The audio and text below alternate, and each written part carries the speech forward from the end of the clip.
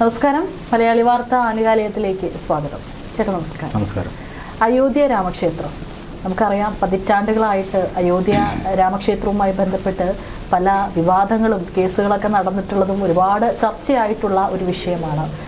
ഏതായാലും ഇപ്പോൾ അയോധ്യ രാമക്ഷേത്രവുമായി ഉയർന്നു കേൾക്കുന്നത് അവിടെ ക്ഷേത്രത്തിലേക്ക് സംഭാവന ചെയ്തിട്ടുള്ള ഒരു 60 കിലോഗ്രാം വെള്ളിക്കട്ടകൾ കാണാനില്ല എന്ന് പറഞ്ഞുകൊണ്ടാണ് ഇപ്പോൾ അയോധ്യ രാമക്ഷേത്രവും അതുമായി ബന്ധപ്പെട്ടിട്ടുള്ള ട്രസ്റ്റും ഇപ്പോൾ ഒരു വിവാദത്തിൽ വന്നു നിൽക്കുന്നത്. അപ്പോൾ എന്താണ് ശരിക്കും സംഭവം? കാരണം പ്രത്യേകിച്ച് അയോധ്യ പോലുള്ളൊരു ക്ഷേത്രത്തിൽ ഇപ്പോൾ മുഴുവൻ അതിൻ്റെ ഒരു പഴി BJPയും RSSും കേൾക്കേണ്ട ഒരു ഗതികേടാണ്. അങ്ങനെയാണ് നമ്മുടെ പല മാധ്യമങ്ങളിലൂടെയും നമുക്കത് പുറത്തു വരുന്നത്. ശരിക്കും അവിടെ എന്താണ് സംഭവിച്ചിട്ടുള്ളത്? ഈ 60 കിലോഗ്രാം വെള്ളിക്കട്ടകൾ അവിടെ നിന്ന് കാണാതായിട്ടുണ്ടോ? അതിന് പിന്നിൽ ആരാണ്? എന്താണ് നിലവിൽ അവിടെ ഒരു കേസിൻ്റെ ഒരു സ്ഥിതി? സത്യത്തിൽ ഒരു കേസിൻ്റെ സ്ഥിതി എന്ന് പറയാൻ കഴിയില്ല. ഇവിടെ ഒരു കേസില്ല. ഈ മാധ്യമ വാർത്തകളും ചില യൂട്യൂബ് ബ്ലോഗർമാരുടെയൊക്കെ ഒരു ഈ വീഡിയോ പ്രചരണം, ഇതൊക്കെ മാത്രമേ ഉള്ളൂ. സത്യത്തിൽ അങ്ങനെ ഒരു കേസില്ല, ഒരു FIR പോലുമില്ല. നമുക്കറിയാമല്ലോ ഈ ശബരിമല സ്വർണ്ണക്കൊള്ള എങ്ങനെയാണ് പുറത്തു വന്നത്. ശബരിമല സ്വർണ്ണക്കൊള്ള പുറത്തു വന്നത് ശബരിമല സ്പെഷ്യൽ കമ്മീഷണറുടെ റിപ്പോർട്ട് പ്രകാരമാണ്. ഇവിടെ നിന്ന് ഇത്രയും സ്വർണ്ണപ്പാളികൾ എടുത്തുകൊണ്ട് പോയിട്ടുണ്ട്. അത് ചട്ടങ്ങൾക്ക് വിരുദ്ധമായിട്ടാണ് അന്യ സംസ്ഥാനത്തേക്ക് കടത്തിയിരിക്കുന്നത്, ഗുരുതരമായ ക്രമക്കേടാണ് എന്ന് സ്പെഷ്യൽ കമ്മീഷണർ ഹൈക്കോടതിക്ക് റിപ്പോർട്ട് നൽകുമ്പോഴാണ് ഹൈക്കോടതി ഇതിനെക്കുറിച്ച് അന്വേഷിക്കാൻ ഉത്തരവിടുന്നത്. ആ പ്രാഥമിക അന്വേഷണം, ദേവസ്വം വിജിലൻസിൻ്റെ പ്രാഥമികമായ അന്വേഷണത്തിലാണ് 2019 ഇതുപോലെ ഇളക്കിക്കൊണ്ടുപോവുകയും തിരിച്ചു കൊണ്ടുവന്നപ്പോൾ അതിന് ഭാരക്കുറവുണ്ടാവുകയും ചെയ്തു എന്ന കണ്ടെത്തൽ വരും. ഏതാണ്ട് 4-5 കിലോയോളം ഭാരക്കുറവുണ്ടായിട്ടുണ്ട് എന്ന് പറഞ്ഞാൽ അത്രയും സ്വർണം അതിൽ നിന്നും അടിച്ചു മാറ്റിക്കൊണ്ടുപോയി. പിന്നീട് ഘട്ടം ഘട്ടമായി നടന്ന അന്വേഷണങ്ങൾ, രേഖകൾ പരിശോധിക്കൽ, ഇതൊക്കെ പുറത്തു വരുമ്പോഴാണ് ഇത്രയധികം സ്വർണം കൊണ്ടുപോയത്, എന്തിനാണ് കൊണ്ടുപോയത്, ആരാണ് കൊണ്ടുപോയത് എന്നതൊക്കെയുള്ള വിവരങ്ങൾ പുറത്തു വരുന്നത്. അതിലും അപ്പോഴും ഗൂഢാലോചനയുമായി ബന്ധപ്പെട്ട പല പേരുകളും ഇനിയും പുറത്തു വരാനുണ്ട്. അവിടെ കേസ് രജിസ്റ്റർ ചെയ്തിട്ടുണ്ട്, ഹൈക്കോടതിയിൽ കേസുണ്ട്, അന്വേഷണം നടക്കുകയുമാണ്. പക്ഷേ അയോധ്യയിൽ നിന്നും ഈ പറയുന്ന 60 കട്ടികൾ കാണാനില്ലെന്ന് ഏത് റിപ്പോർട്ടിലാണുള്ളത്? ആരാണ് അങ്ങനെ ഒരു പരാതി നൽകിയത്? ഒരു പരാതിയുമില്ല. ആരുടെ മുന്നിലും ഒരു പരാതിയില്ല. ഒരു പോലീസ് സ്റ്റേഷനിലും ഒരു FIR പോലുമില്ല. ഇത് ഈ ഏതാനും മാസങ്ങൾക്ക് മുമ്പ് ധർമ്മസ്ഥല കേന്ദ്രീകരിച്ച് നടന്ന ഒരു വ്യാജ പ്രചരണം ഉണ്ടായിരുന്നു. അതിലൊരു പരാതിയെങ്കിലുമുണ്ട്. ഒരു ശുചീകരണ തൊഴിലാളി ഒരു തലയോട്ടിയും പൊക്കിപ്പിടിച്ച് നേരെ പോലീസ് സ്റ്റേഷനിലേക്ക് പോകുന്നു. ഞാൻ 100 കണക്കിന് പെൺകുട്ടികളുടെ മൃതദേഹങ്ങൾ ഇവിടെ കുഴിച്ചു മൂടിയിട്ടുണ്ട് എന്ന് മൊഴി കൊടുക്കുന്നു. ആ മൊഴിയുടെ അടിസ്ഥാനത്തിലാണ് വലിയ രീതിയിലുള്ള പ്രചരണം ഉണ്ടാകുന്നു. ആ പ്രചരണത്തിനൊടുവിൽ SIT രൂപീകരിക്കുന്നു. അവിടെയും യൂട്യൂബർമാരുടെ ഒരു സാന്നിധ്യമുണ്ട്. 9000 വീഡിയോകളാണ് ഈ ക്ഷേത്രത്തെ അപകീർത്തിപ്പെടുത്തുന്ന 9000-ഓളം വീഡിയോകളാണ് ക്ഷേത്രത്തിൻ്റെ പരാതിയിന്മേൽ സുപ്രീം കോടതി നീക്കം ചെയ്തത്. എന്ന് പറഞ്ഞാൽ അത്രമാത്രം വ്യാജ പ്രചരണം ഈ ക്ഷേത്രത്തിനെതിരെ നടന്നിരുന്നു. നമ്മുടെ ഇവിടുത്തെ എത്രയോ എല്ലാ ഒരുവിധം ചാനലുകളും പോയിട്ട് അവിടെ കണ്ടിരുന്നു സ്പെഷ്യൽ സ്റ്റോറികൾ, പ്രത്യേകിച്ച് ആ ഒരു ഭാഗത്തൊക്കെ ചെയ്തതൊക്കെ നമ്മൾ കണ്ടത്. അത് ഇപ്പോൾ ധർമ്മസ്ഥലയ്ക്കെതിരായിട്ടുള്ള പ്രചരണങ്ങൾ, ആ പ്രചരണങ്ങൾക്ക് ഫണ്ട് വന്നത് കേരളത്തിൽ നിന്നാണ് എന്ന് ഇപ്പോൾ തെളിഞ്ഞിട്ടുണ്ട്. അപ്പോൾ കേരളത്തിലെ ആൾക്കാരാണ് ഇതിൻ്റെ ഓപ്പറേറ്റീവ്സ്. അപ്പോൾ കേരളത്തിലെ മാധ്യമങ്ങളിൽ ശ്രദ്ധ കിട്ടാൻ വേണ്ടി അവർ പല കാര്യങ്ങളും ചെയ്തിട്ടുണ്ട്. അങ്ങനെയാണ് കേരളത്തിലെ മാധ്യമങ്ങളെല്ലാം കൂടോടെ അങ്ങോട്ടേക്ക് പോവുകയും അവിടെ പ്രതിനിധിയെ ടെമ്പററി പോസ്റ്റ് ചെയ്യുകയും നിരന്തരം ഓരോ ദിവസവും ധർമ്മസ്ഥല ന്യൂസ് എല്ലാ മാധ്യമങ്ങളിലും വന്നുകൊണ്ടിരുന്നു. പക്ഷെ നമ്മളടക്കം ഒരു നിമിഷം ഒന്ന് വിശ്വസിച്ചു പോകും. കാരണം പിന്നീട് ഒരു സ്ത്രീ വന്നു, അവരുടെ മകളെ അടക്കം കാണാനില്ല, അവർ വന്നു, അവരുടെ കരച്ചിലൊക്കെ കാണുമ്പോൾ ആരാണെങ്കിലും. പക്ഷെ പിന്നീട് അവർക്ക് അങ്ങനെ ഒരു മകളെ ഇല്ല എന്നുള്ളതാണ് പിന്നെ പുറത്തു വന്നത്. അവര് വിവാഹം കഴിഞ്ഞിട്ടേ ഇല്ല, അങ്ങനെ ഒരു മകളുമില്ല, അവർ CBI ഉദ്യോഗസ്ഥയുമായിരുന്നില്ല. ഇതെല്ലാം ഇവർ തന്നെ ആവശ്യപ്പെട്ട SIT തന്നെ കണ്ടുപിടിച്ചതാണ്. അതിനുശേഷം ഇപ്പോൾ പ്രകാശ് രാജിൻ്റെ ഇടപെടലുമായി ബന്ധപ്പെട്ട് ആരോപണങ്ങൾ വന്നിട്ടുണ്ട്. ധർമ്മസ്ഥല ഈ ഗൂഢാലോചനയുമായി ബന്ധപ്പെട്ട കേസ് ആക്റ്റീവാണ്. ഈ ലോറി ഓണർ മനാഫ് അടക്കമുള്ളവർ ഇക്കാര്യത്തിൽ ഗൂഢാലോചന നടത്തിയിട്ടുണ്ട് എന്നാണ് സൂചന. അപ്പോൾ അതിന് സമാനമായ രീതിയിൽ യൂട്യൂബർമാരുടെ സാന്നിധ്യം ഈ അയോധ്യയുമായി ബന്ധപ്പെട്ടുമുണ്ട്.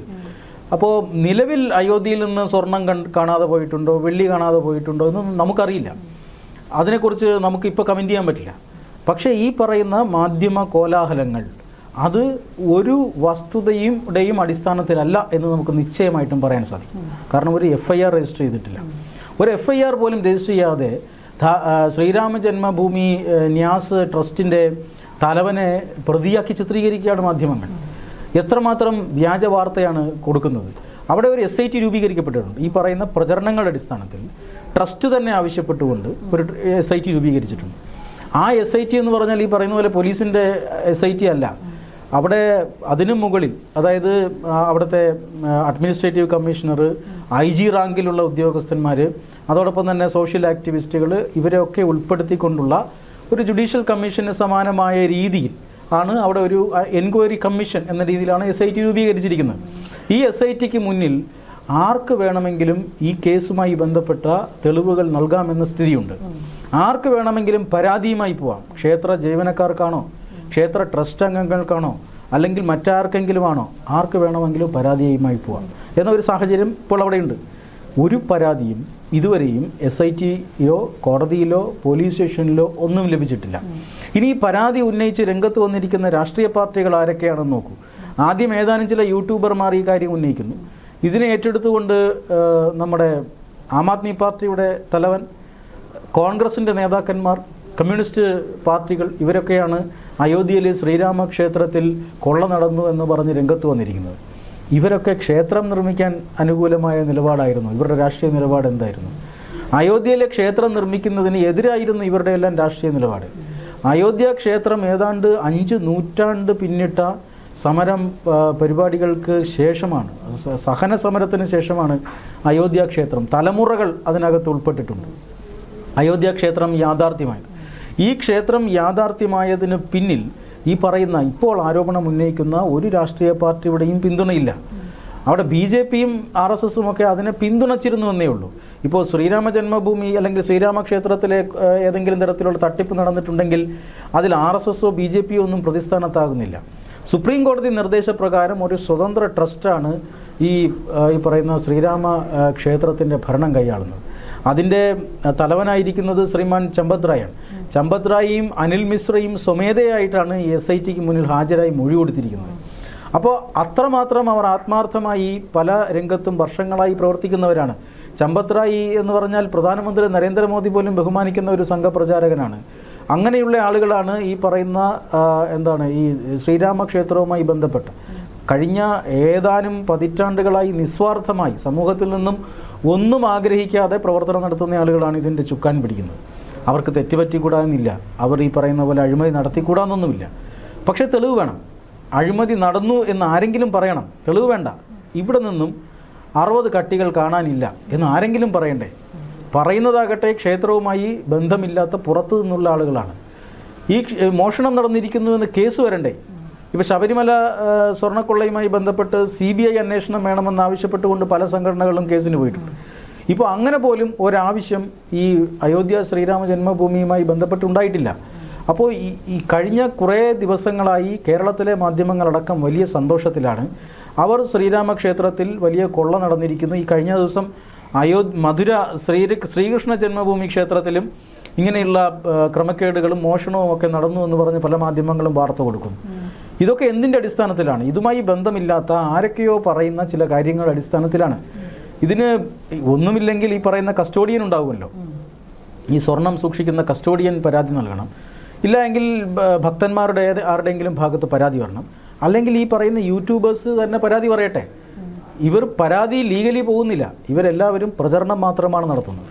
അത്തരം പ്രചരണങ്ങളുടെ അടിസ്ഥാനത്തിലാണ് കേരളത്തിലെ മാധ്യമങ്ങളടക്കം വൻ വാർത്തകൾ ഈ പറയുന്ന അയോധ്യ ക്ഷേത്രത്തെ, ശ്രീരാമക്ഷേത്രത്തെ അധികരിച്ചുകൊണ്ട് നടത്തുന്നത്.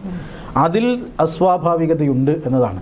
ധർമ്മസ്ഥല പോലെ ഇവരെല്ലാം പിന്നീട് നാണം കെടേണ്ടി വരും. എന്തൊക്കെയാണ് നമ്മുടെ കേരളത്തിലെ മാധ്യമങ്ങൾ ധർമ്മസ്ഥലയെക്കുറിച്ച് പറഞ്ഞത്, എന്തൊക്കെ വാർത്തകളാണ് പടച്ചുവിട്ടത്, അവർക്കെല്ലാം പിന്നീട് നിശബ്ദരായി ആ രംഗത്ത് നിന്നും പിന്മാറേണ്ടി വന്നു. ഇപ്പോൾ നടൻ പ്രകാശ് രാജിൻ്റെ പേര് പോലും അതിൽ പറഞ്ഞു കേൾക്കുന്നു. ആ രീതിയിൽ ഇവർക്ക് പിന്മാറേണ്ടി വരുമെന്നുള്ളതാണ് ഇപ്പോൾ അയോധ്യയുമായി ബന്ധപ്പെട്ട ഒരു വിലയിരുത്തൽ. കാരണം പരാതി ഉണ്ടെങ്കിലൊക്കെ, FIR ഉണ്ടെങ്കിലൊക്കെ, അങ്ങനെ ആർക്കെങ്കിലും എതിരെ ഇനിയും പരാതി നൽകാവുന്നതാണ്, ആ പരാതി അന്വേഷിക്കാവുന്നതാണ്. ഇപ്പോൾ ശ്രീരാമക്ഷേത്രവുമായി ബന്ധപ്പെട്ട ട്രസ്റ്റ് തന്നെയാണ് അന്വേഷണത്തിന് മുൻകൈ എടുത്തുകൊണ്ട് ആവശ്യപ്പെട്ടിരിക്കുന്നത്. ആ അന്വേഷണം നടക്കുന്നു. 15 ദിവസത്തിനകം അന്വേഷണ റിപ്പോർട്ട് സമർപ്പിക്കാനാണ് സർക്കാർ ഉത്തരവിട്ടിരിക്കുന്നത്. ആ 15 ദിവസം വരെ നമ്മൾ കാത്തിരിക്കണം. അതുവരെ ആരും ഒന്നും ഇതിനെക്കുറിച്ച് പറഞ്ഞിട്ടില്ല എന്നുള്ളതാണ് വാസ്തവം. അയോധ്യയിൽ നിന്ന് എന്തെങ്കിലും നഷ്ടപ്പെട്ടിട്ടുണ്ടോ എന്നുള്ളതിനെക്കുറിച്ചും സ്ഥിരീകരണമില്ല. ഇവിടെ ഇപ്പോൾ ഞാൻ നേരത്തെ ഒരു ഫേസ്ബുക്ക് പോസ്റ്റ് വായിച്ചായിരുന്നു, കാണാതെ പോയി. അതായത് ഇപ്പോൾ നമുക്ക് കഴിഞ്ഞ ഈ ഞായറാഴ്ച ഇപ്പോൾ ഓമല്ലൂർ നടന്ന സംഭവം അറിയാം. അവിടെ BJP ആണ് അവിടെ പ്രതിഷേധത്തിനെത്തിയത്. അപ്പോൾ അതും കമ്പയർ ചെയ്തുകൊണ്ടാണ്. കാരണം ഒരു പ്രത്യേക ഒരു മതവിഭാഗത്തെ ആരാധിക്കാൻ സമ്മതിക്കാതെ BJPയുടെ ഒരു അജണ്ട നടപ്പിലാക്കുന്ന ഒരു രീതിയാണ് എന്ന് പറഞ്ഞുകൊണ്ടൊരു പോസ്റ്റ് കണ്ടായിരുന്നു. പക്ഷേ ഇവിടെ കൃത്യമായിട്ട് ഈ പറഞ്ഞതുപോലെ നമുക്കൊരു പരാതിക്കാരുണ്ട്, പരാതിക്കാർ കൃത്യമായിട്ടുണ്ട്, തെളിവുകളുമുണ്ട് എന്ന് കൃത്യമായിട്ട് അറിയാം. അതാണ് ഈ ഒരു വിഷയമായിട്ട് കമ്പയർ ചെയ്തുകൊണ്ടൊരു പോസ്റ്റ് ഇട്ടിരിക്കുന്നത്. അല്ല, ഈ ഓമല്ലൂർ വിഷയം എന്ന് പറയുന്നത് അവിടെ ഈ പറയുന്ന ധ്യാന കേന്ദ്രവുമായി ബന്ധപ്പെട്ട് പരാതികളുണ്ട്. സാമൂഹ്യക്ഷേമ വകുപ്പ് അതിനെതിരായ റിപ്പോർട്ട് കൊടുത്തിട്ടുണ്ട്. അവിടുത്തെ വൃദ്ധസദനം പൂട്ടിച്ചിട്ടുണ്ട്. അപ്പോൾ അതുമായി ബന്ധപ്പെട്ട സ്ഥാപനങ്ങൾ പ്രവർത്തിക്കരുത് എന്ന് നാട്ടുകാരിൽ നിന്നും ആവശ്യമുയരുന്നത് സ്വാഭാവികമാണ്. 17 വയസ്സായ 2 കുട്ടികളെയാണ് അവിടെ വെച്ച് വളരെ ക്രൂരമായി പീഡിപ്പിച്ചിരിക്കുന്നത്. നമ്മുടെ സമൂഹത്തിൽ ഒട്ടും നിരക്കാത്ത, ഒരു പുരോഗമനപരമായ സമൂഹത്തിൽ ഒട്ടും നിരക്കാത്ത കാര്യങ്ങളാണ് അവിടെ സംഭവിച്ചിരിക്കുന്നത്. അപ്പോൾ അതുമേൽ അന്വേഷണം ഉണ്ടാകണം. അതല്ല പറയുന്നത്, അവിടെ തങ്ങളുടെ ആരാധനയെ തടസ്സപ്പെടുത്തുകയാണ്. അല്ല, ആരാധനാ സ്വാതന്ത്ര്യം നടക്കട്ടെ. ആരാധനാ സ്വാതന്ത്ര്യത്തിന്റെ മറവിൽ കുട്ടികളെ പീഡിപ്പിക്കാൻ പറ്റില്ലല്ലോ. കുട്ടികളെ പീഡിപ്പിച്ചാൽ നിയമ നടപടി നേരിടേണ്ടി വരും. നിയമ നടപടി മാത്രമല്ല, സാമൂഹികമായ പ്രതിഷേധങ്ങൾ നേരിടേണ്ടി വരും. അത്തരം സാമൂഹികമായ പ്രതിഷേധങ്ങളാണ് ഓമല്ലൂരിൽ നടക്കുന്നത്. അപ്പോൾ അതിനെ അയോധ്യയിലെ ഈ പറയുന്ന വിവാദവുമായി താരതമ്യം ചെയ്യാൻ കഴിയില്ല. ഇപ്പോൾ ഇടതുപക്ഷം അടക്കമുള്ള രാഷ്ട്രീയ പാർട്ടികൾക്ക് ചെറിയൊരു സന്തോഷം ഉണ്ടായിട്ടുണ്ട്. കാരണം സ്വർണ്ണക്കൊള്ളയെക്കുറിച്ച് BJP ഉന്നയിച്ചാൽ അയോധ്യയിലെ കൊള്ളയെക്കുറിച്ച് അവർ തിരിച്ചു ഉന്നയിക്കും. അതാണ്. അപ്പോൾ കേരളത്തിലെ ക്ഷേത്രങ്ങൾ ഭരിക്കുന്ന ദേവസ്വം ബോർഡുകളാണ്. ദേവസ്വം ബോർഡ് എന്ന് പറഞ്ഞാൽ അതാ സർക്കാരാണ്. പക്ഷേ അയോധ്യ ക്ഷേത്രം അങ്ങനെയല്ല. അയോധ്യ ക്ഷേത്രം ഒരു സ്വതന്ത്ര ട്രസ്റ്റാണ് ഭരിക്കുന്നത്. അവിടെ എന്തെങ്കിലും കേടുപാടുകൾ നടന്നിട്ടുണ്ടെങ്കിൽ, അഴിമതി നടന്നിട്ടുണ്ടെങ്കിൽ അത് കണ്ടെത്താനും അതിൽ ഒരു പൈസ പോലും മോഷ്ടിക്കപ്പെടാതെ തിരിച്ചു പിടിക്കാനും ഒക്കെ സാധിക്കും. അതിനുള്ള സംവിധാനങ്ങളുമുണ്ട്. പക്ഷെ അതിൻ്റെ അന്വേഷണ റിപ്പോർട്ട് വരട്ടെ. അതിനു മുമ്പ് എന്തുകൊണ്ടാണ് ഇത്തരത്തിലുള്ള പ്രചരണം നടത്തുന്നത്? ചിലരാരൊക്കെയോ വ്യാജ പ്രചരണം ഇവിടെ നടത്തുന്നുണ്ട്. കാരണം അയോധ്യ ക്ഷേത്രത്തിലേക്ക് അത് പ്രാണപ്രതിഷ്ഠ നടന്നത് മുതൽ ലക്ഷക്കണക്കിന് ഭക്തജനങ്ങളാണ് ആ ക്ഷേത്രത്തിലേക്ക് ഒഴുകിയെത്തുന്നത്. വലിയ സമ്പത്തും ആ ക്ഷേത്രത്തിനെ ലക്ഷ്യമാക്കി ഒഴുകിയെത്തുന്നുണ്ട്. ആ സമ്പത്ത് എന്ന് പറഞ്ഞാൽ അത് ഈ ക്ഷേത്രത്തിൻ്റെ നിർമ്മാണം പൂർത്തിയായിട്ടില്ല. ക്ഷേത്ര കോംപ്ലക്സിൻ്റെ നിർമ്മാണം ഇനിയുമുണ്ട്. ഇനിയും അതിന് പണം ആവശ്യമാണ്. അതിനൊക്കെ ആയിട്ടുള്ള പണം ഈ പറയുന്ന ട്രസ്റ്റ് സ്വരൂപിക്കുന്നതാണ്.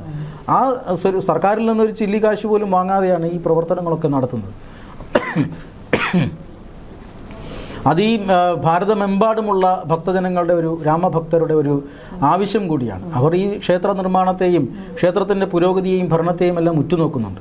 രാമഭക്തരുടെ മനസ്സിൽ അവരുടെ വികാരം വ്രണപ്പെടുത്തുക, അതിലൂടെ എന്തെങ്കിലും രാഷ്ട്രീയ നേട്ടം നടത്താൻ കഴിയുമെങ്കിൽ അത് നടത്തുക. അതാണ് ഈ പറയുന്ന അരവിന്ദ് കെജ്രിവാളിൻ്റെയും കോൺഗ്രസിൻ്റെയും ഇടതു പാർട്ടികളുടെയും ഒക്കെ ലക്ഷ്യം.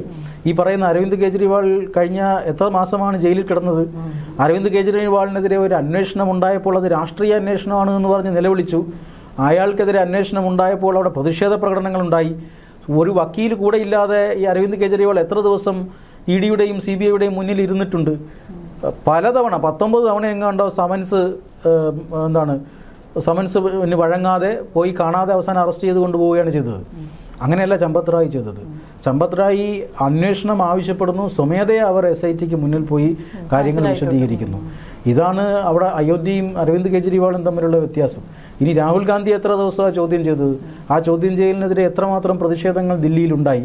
പിണറായി വിജയനെ ചോദ്യം ചെയ്തതിന് ED ഉദ്യോഗസ്ഥരെ കൈകാര്യം ചെയ്താണ് വിട്ടയച്ചത്. അപ്പോൾ അതുമായിട്ടൊന്നും താരതമ്യം ചെയ്യാൻ കഴിയുന്നതല്ല. ഈ പറയുന്ന വാർത്ത അല്ലെങ്കിൽ ഈ പരക്കുന്ന വാർത്ത, ആ വാർത്ത നിലവിൽ അടിസ്ഥാനരഹിതമാണ്. യാതൊരുവിധ അടിസ്ഥാനവും അതിനില്ല. വ്യാജ വാർത്തയാണ് എന്ന് തന്നെ പറയേണ്ടി വരും. ഈ പറയുന്ന ഏതോ യൂട്യൂബേഴ്സ് പുറത്തുവിട്ട ചില സൂചനകൾ, ചില വീഡിയോകളുടെ അടിസ്ഥാനത്തിൽ വാർത്തകൾ ഇങ്ങനെ പ്രചരിക്കുകയാണ്. SITയോ ട്രസ്റ്റോ അല്ലെങ്കിൽ ട്രസ്റ്റിനെതിരെ ഏതെങ്കിലും ഒരു പരാതിയോ ഒരു പോലീസ് സ്റ്റേഷനിലോ കോടതിയിലോ ഒന്നും തന്നെ ഇല്ല. എന്തിനേറെ പറയുന്നു, ഒരു വാർത്താ സമ്മേളനം വിളിച്ചൊരു പരാതി പോലും ഇതുവരെ ആരും പറഞ്ഞിട്ടില്ല എന്നുള്ളതാണ്.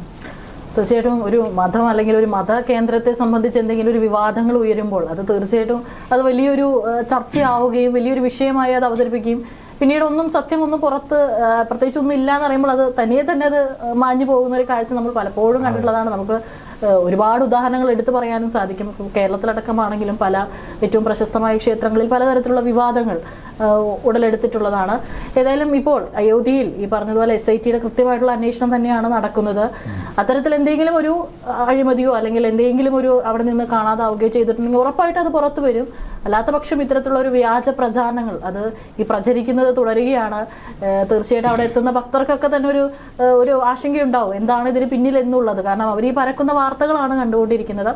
നമുക്ക് പ്രതീക്ഷിക്കാം വരും ദിവസങ്ങളിൽ തീർച്ചയായിട്ടും അന്വേഷണം നടന്നുകൊണ്ടിരിക്കുകയാണ്. പലരും ചോദ്യം ചെയ്യുന്നുണ്ട്. കൃത്യമായിട്ടുള്ള ഒരു ഉത്തരം നമുക്ക് ലഭിക്കും, SITയുടെ ഭാഗത്തു നിന്ന് ലഭിക്കുമെന്ന് തന്നെ നമുക്ക് പ്രതീക്ഷിക്കാം. അതുവരേക്കും നമസ്കാരം.